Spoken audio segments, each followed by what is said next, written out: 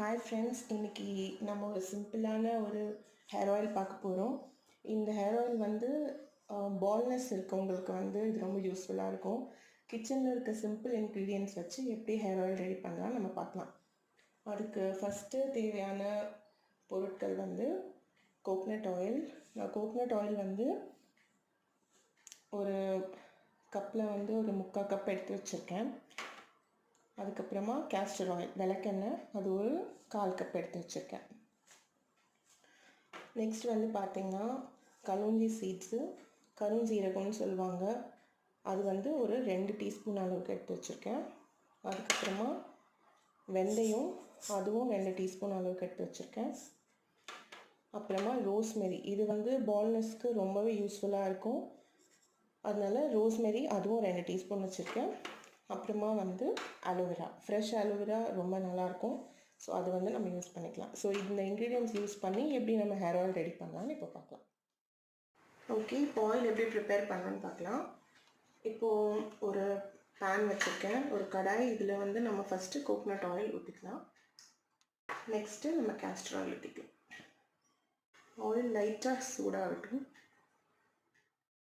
Okay, இப்போ வந்து நம்ம ஃபஸ்ட்டு ரோஸ்மெரி ஆட் பண்ணலாம். எண்ணெய் கொஞ்சம் சூடாக இருக்குது.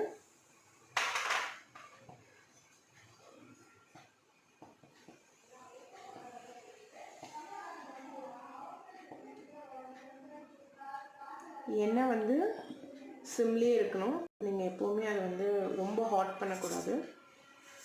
நெக்ஸ்ட் வந்து நம்மளுடைய வெந்தயம் போட்டுக்கலாம்.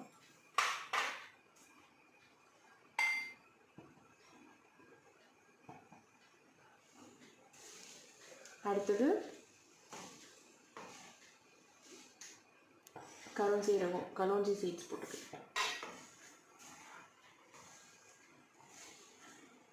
இந்த ரோஸ்மெரி போட்ட உடனே எண்ணெய் வந்து ரொம்ப நல்ல ஒரு ஸ்மெல் வரும்.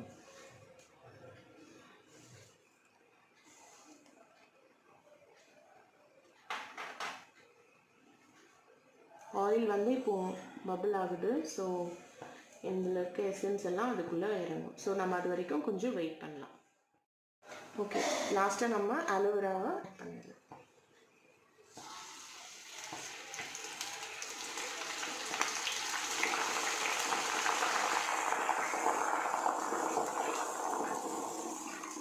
அலோவேரா போட்டோன்னா கொஞ்சம் பொங்கும், ஒன்றும் ப்ராப்ளம் இல்லை, அது ஈரமாக இருக்கிறதுனால அது அப்படி இருக்கும். ஸோ இந்த நுரையெல்லாம் அடங்கின போது நம்ம ஆயில் வந்து ரெடி ஆகிடும். அது வரைக்கும் நம்ம வந்து இதை கொஞ்சம் கிண்டி விட்டுக்கிட்டே இருக்கலாம். நம்மளுடைய ஹேர் ஆயில் வந்து இப்போ ரொம்ப நல்லா ரெடி ஆகிடுச்சு. அந்த பபிள்ஸ் எல்லாம் போய் உங்களுக்கே தெரியும், ரொம்ப அழகான ஒரு கலர் வந்திருக்கு. ஸோ இந்த ஹீட் எல்லாம் அடங்கி நம்ம இதை வந்து ஸ்ட்ரெயின் பண்ணி பார்க்கலாம். இதனுடைய யூசஸ், பெனிஃபிட் நான் உங்களுக்கு அப்புறம் சொல்கிறேன். இப்போ நம்ம ஆயிலை ஃபில்டர் பண்ணிடலாம்.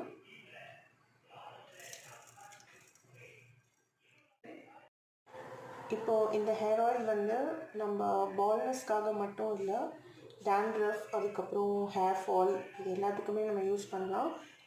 இதை நீங்கள் ஒரு 1 மந்த் கண்டினியூஸாக யூஸ் பண்ணிங்கன்னா கண்டிப்பாக உங்களுக்கு ரிசல்ட்ஸ் தெரியும். ஸோ இது யூஸ் பண்ணி பாருங்கள். இந்த வீடியோ பிடிச்சிருந்ததுன்னா லைக் பண்ணுங்கள், ஷேர் பண்ணுங்கள், கமெண்ட் பண்ணுங்கள். தேங்க்யூ.